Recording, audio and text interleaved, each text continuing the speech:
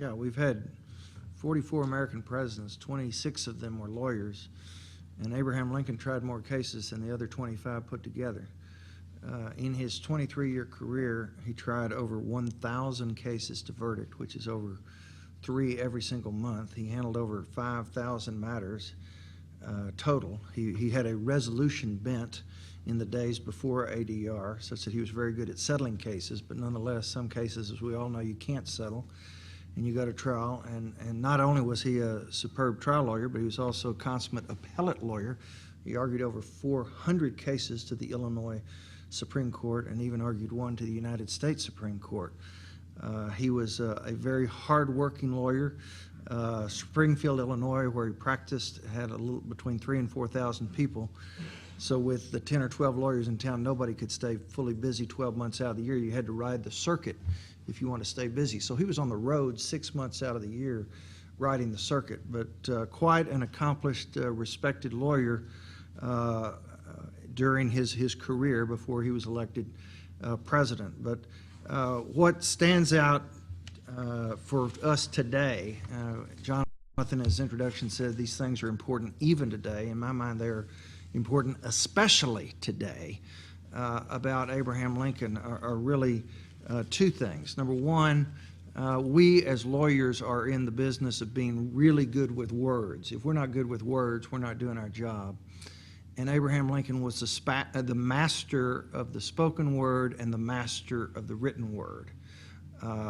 He, as a child, growing up in the country, there weren't that many books for him to read, but the books that were available were masterpieces. And so he not only read and reread them, but he memorized large chunks of them, such that he had quite a bit of the King James Bible memorized. He had quite a bit of Shakespeare's plays memorized. He knew Aesop's fables. He knew Bunyan's Pilgrim's Progress, and he had them on command and could spit them out, whether he was using them to make a jury argument, appellate argument, or in a political debate. So he had tremendous command of the language, both in writing and spoken. And he knew how to make the right pitch to each particular audience.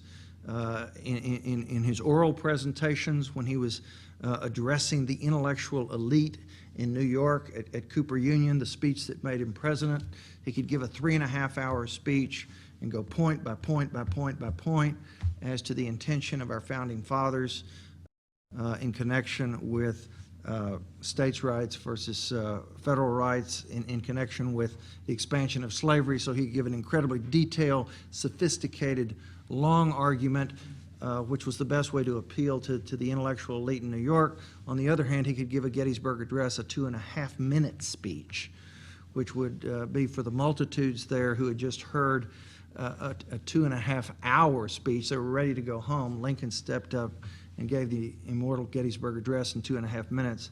His second inaugural address was only 700 words, lasted five minutes, and that's the one that had "with malice toward none, with charity for all." And he famously said when he was talking to juries, he was talking at a different level: go low so that everybody understands what you're doing. Use your highbrow stuff for the appellate courts. So he understood how to make which pitch to which audience. He had total command of the language.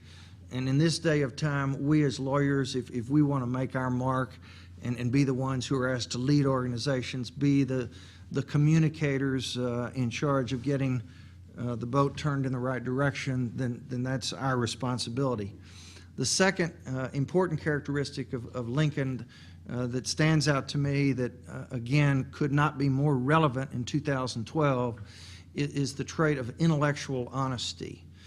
And what that means is that when you are in court, rather than play fast and loose with the facts or the law, rather than misrepresent your opponent's argument, you, as an intellectually honest advocate, need to be in the business of explaining your opponent's argument accurately and then explaining why your position is better.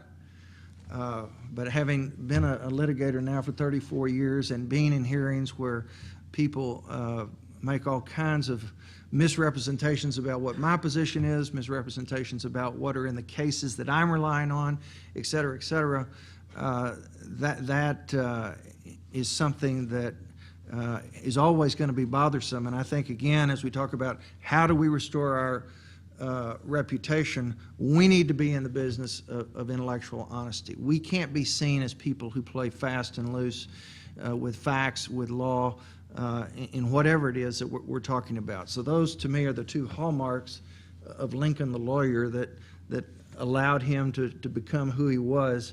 This intellectual honesty capacity was particularly demonstrated in the Lincoln-Douglas debates. If you read those, it was very frustrating to Stephen Douglas to have Abraham Lincoln absolutely accurately state the point that he was trying to make and then ram it down his throat. So that, to me, is why Abe Lincoln will never go out of style, and something that lawyers in 2012 need to be very mindful of.